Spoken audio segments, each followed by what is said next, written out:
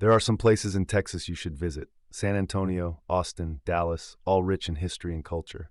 But there's one place you don't want to visit, Kosciusko, Texas. And let me tell you why. If you look for it on Google Maps, all you'll find is a marker for Kosciusko Meat Market.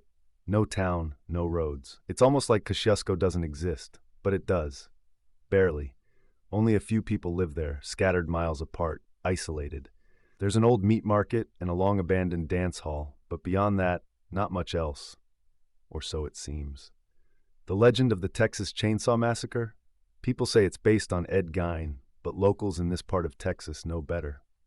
The true inspiration came from Kosciusko, a dark, twisted town where the horrors Hollywood imagined were actually real.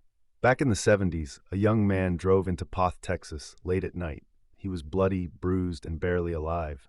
His body was mutilated, flesh stripped from his thighs, his tongue cut out, his wrists nearly severed. He couldn't speak, but he scrawled one word on a piece of paper. Kosciusko. A day later, he was dead. The police searched the area. They found nothing, just an elderly couple running the meat market, selling pork rinds. But then a detective talked to a young girl sitting behind the counter. She refused to eat the pork rinds, saying, "Mama says I only eat 'em if they're made of piggies."